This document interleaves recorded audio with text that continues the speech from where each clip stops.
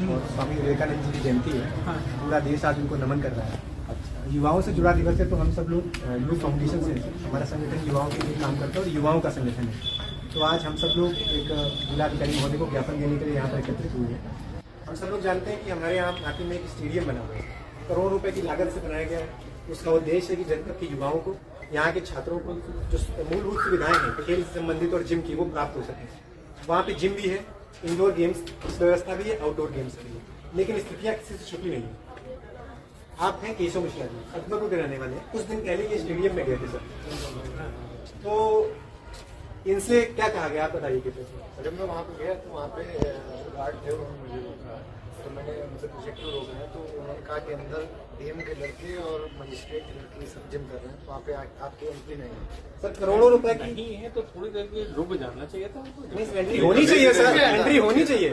वो युवाओं के लिए बना है, युवा चाहे वो किसी का बेटा हो, किसी का बेटी हो, बराबर है। पर्सनालिटी अंदर है हमारी, पर्सनॉलिटी हो ही नहीं सकती सर, हमारे टैक्स के पैसे से बना, कैसे पर्सनॉलिटी? ये आप गलत कर रहे हैं सर, ये गलत है। आप अपना स्टेटमेंट सुधारिए, आप अपना स्टेटमेंट सुधारिए सर।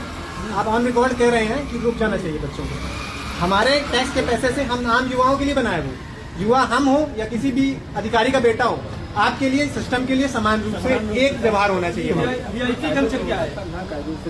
दूसरी चीज ये है सर, मैं बता रहा हूँ वहाँ पे इंडोर गेम्स में अनुमति नहीं दी जाती युवाओं को, जिम में युवाओं को अनुमति नहीं दी जाती, आम युवाओं को विशेष लोग बैठते हैं। जी जिला स्टेडियम की बात कर रहे हैं, करते हैं बच्चे, बाहर खेला करते हैं। हैं। हम लोग बहुत ही जेन्युइन मुद्दा उठा रहे हैं। मेरा नाम आयुष त्रिवेदी है।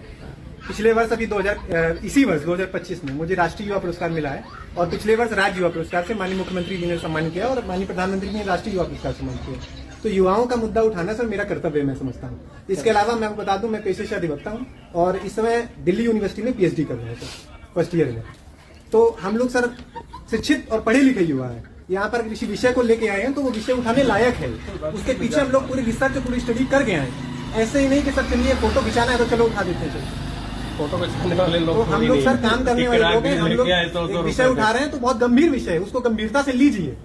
आप एक जिम्मेदार पद पे, हमें आशा है कि आप इसको गंभीरता से लेंगे और कार्रवाई होगी। दूसरा विषय ये है कि वहां पर जो जिम में रेट तय है वो 1000 रुपए तय है सर, 1000 रुपए तय है, 800 रुपए है सरकारी कर्मचारी। तो सर सरकारी कर्मचारियों के लिए 200 रुपए छूट है। अब हमें ये नहीं समझ में आता है, गरीब आम एक छात्र है, एक गरीब परिवार से आने वाले को रियायत की जरूरत है कि सरकारी कर्मचारी को रियायत की जरूरत है? वहां पर 200 रुपए की रियायत दी जा रही है सरकारी कर्मचारियों का। आप किसी विभाग से किसी कर्मचारी, तो आप ID कार्ड लगाइए और आपको 200 रुपए की छूट दी जाएगी। एक गरीब परिवार से आने वाला कोई BPL सूची का छात्र होगा, उसको